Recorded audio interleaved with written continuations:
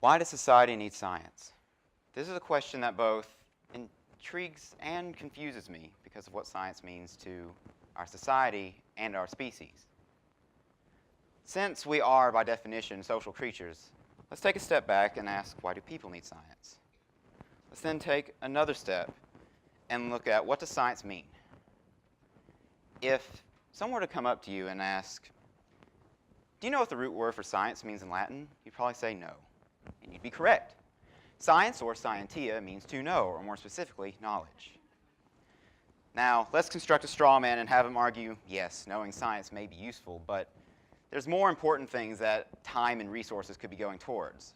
Why do we really need to know about a Higgs boson, a quark, or some other theoretical area? It doesn't really have a purpose, and if it does, we seem to be getting along just fine without it.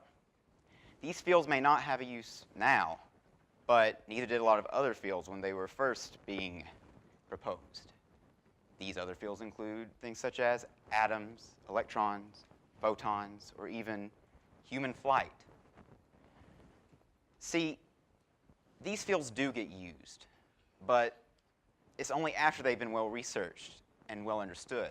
And even when they are used, they get taken for granted. For example, when Einstein published his theory on general relativity, it didn't really have much use at the time, and a Senate could have easily argued against its uses then, erroneously. Nowadays, this knowledge is crucial to the practical application of satellite data. Without it, satellites that are in low orbit, that are connected to many crucial systems across the globe, would not be able to work. Imagine being in your car and your GPS is constantly losing seconds, minutes, feet, miles, and so on without anybody knowing why. It simply couldn't do its job. And if you thought Apple Maps used to be bad. Second example is Michael Faraday. He was a scientific experimenter who discovered that one could produce a current by moving a magnet through a conducting coil. The story goes that a politician walked up to him and asked, "What use does this electricity have?" To which he replied, "One day you may tax it."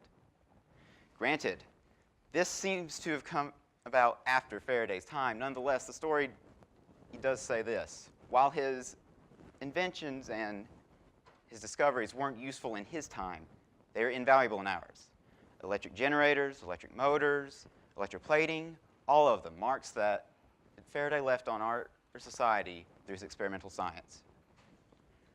The list of scientific assessments that became long-term investments goes on, and although people lived without them before, it's much better to be with them today. The same straw man we constructed earlier could just as easily argue, why use a GPS when a map seems to work just fine? Why use an electric motor when a horse seems to work just fine? Why build a shelter out of wood when a cave seems to work just fine? Everything that we build or make is a product of somebody wondering both what is and what could be, and essentially that is all we have. Without the knowledge that we have gained from our ancestors, we cannot live the way that we do. Heck, without the knowledge on how to make clothes or tools, many of us can't even live. Compare us to other animals, and you will find that we cannot compete with them except in one way. We can discover and apply those discoveries. This is not how we survive, but how we thrive. The search for new and more efficient ways to do things has been with us since the birth of humanity, and that quest for knowledge is science. It's not just something that we do, it's a part of us and helps define us. No other animal would dare ask, why do us eagles need wings? Why do us tigers need claws, and why do us sharks need fins? So too should apply to humans. Science is just as much a part of us as any limb or an organ, or even more so. With new advances in microelectronics, acoustics, and optics, science is now able to give new limbs and mobility to those who are without, hearing to the deaf and vision to the blind. It allows us to function either in society or just plain function. Society needs science because humans need science. And humans don't just need science. Science is part of what makes us human. Thank you all for your time.